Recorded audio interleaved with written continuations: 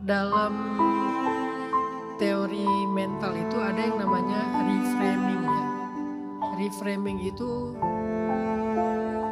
tentang cara kita menentukan sudut pandang kita dalam melihat sebuah kenyataan atau masa lalu. Jadi quotes-nya gini, kita nggak bisa merubah masa lalu, kita nggak bisa merubah kejadian yang sudah terjadi, tapi kita bisa merubah cara pandang kita terhadap kejadian itu. Itu namanya reframing.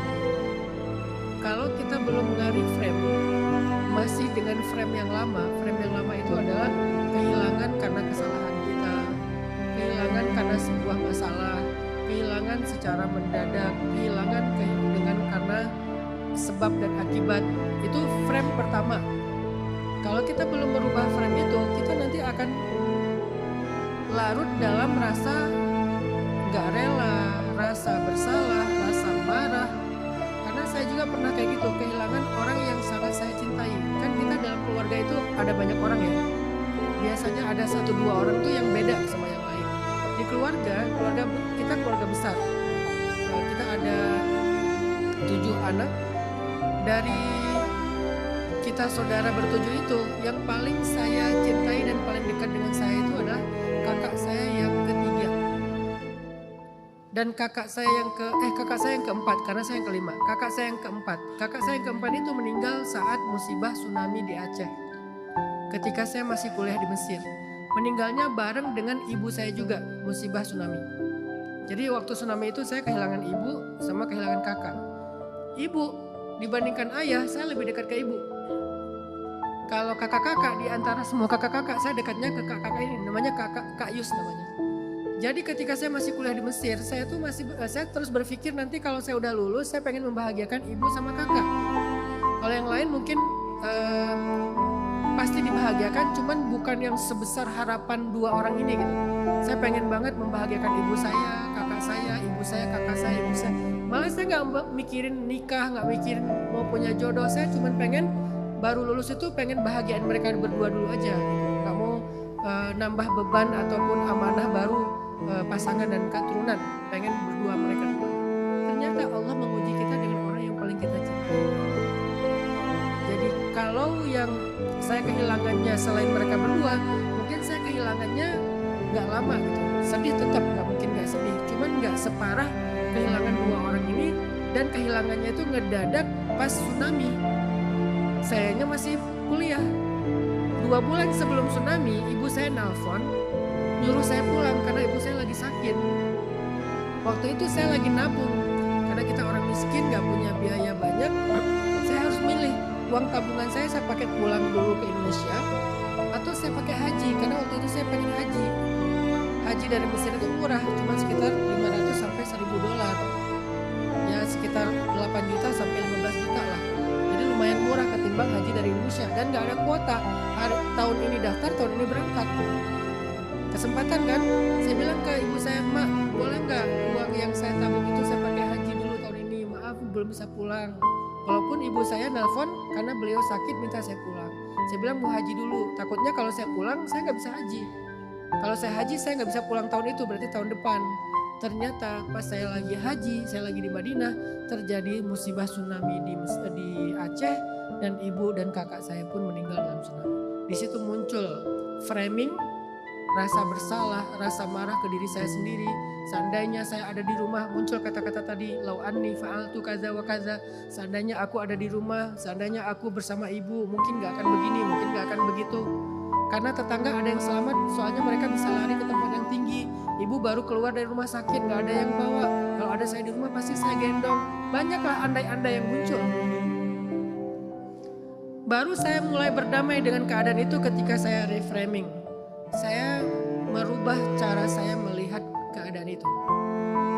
Apa reframingnya? Reframingnya adalah saya ngelihat ibu itu memang qadarullah, memang sudah waktunya pulang. Qadarullah, sudah waktunya pulang. Tapi beliau pulang dalam keadaan yang istimewa, dalam keadaan tenggelam atau kena tsunami, dan itu dapat pahala syahid. Berarti ibu sama kakak saya dapat pahala syahid. Reframing pertama. Kedua, Mungkin saya memang sudah nggak bisa membahagiakan mereka di dunia, tapi saya sekarang bisa membahagiakan mereka di akhirat.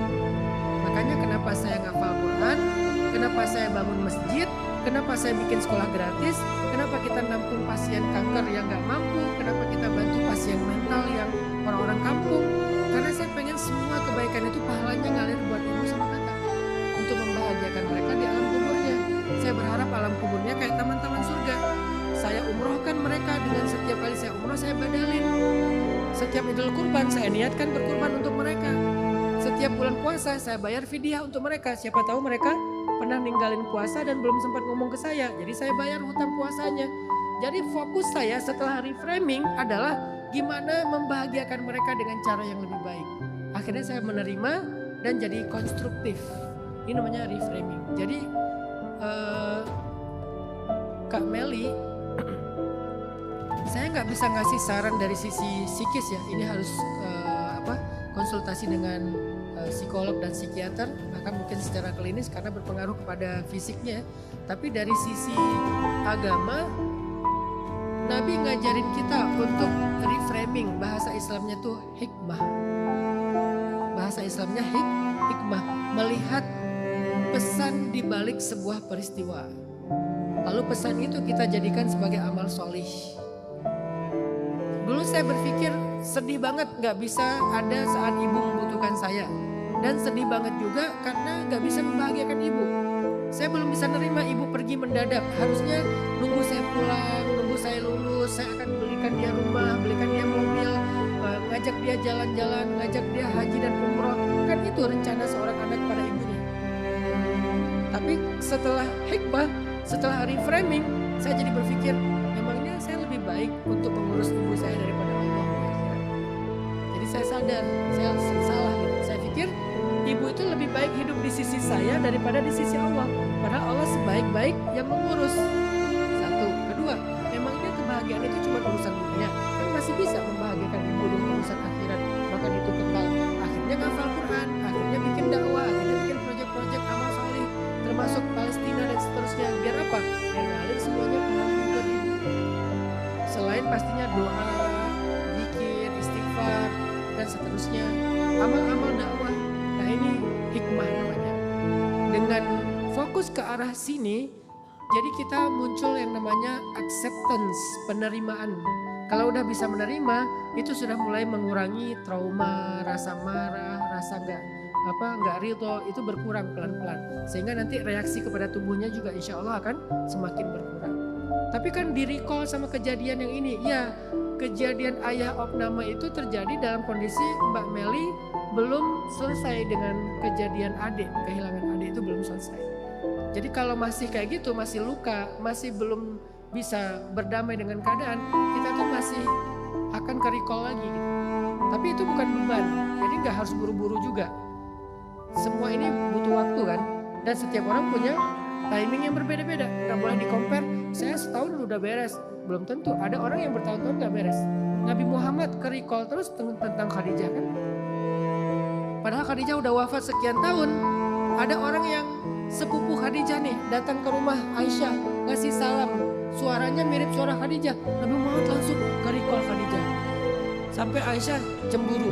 Kenapa? Tiba-tiba Nabi Muhammad ekspresinya berubah seolah-olah yang memberi salam itu Sayyidah Khadijah. Memang butuh waktu. Nabi Muhammad sama Wahsy, orang yang membunuh Hamzah. Setelah Wahsy masuk Islam, Nabi Muhammad bilang apa? Wahsy, kalau kamu bisa menghindar dari aku, hindarlah. Karena setiap kali melihat wajah Wahsy, Nabi teringat dengan Hamzah. Karikol lagi kan? Jadi ini bukan aib kalau kita belum cepat bisa rilis, bisa berdamai. Tapi bahwa kita perlu tetap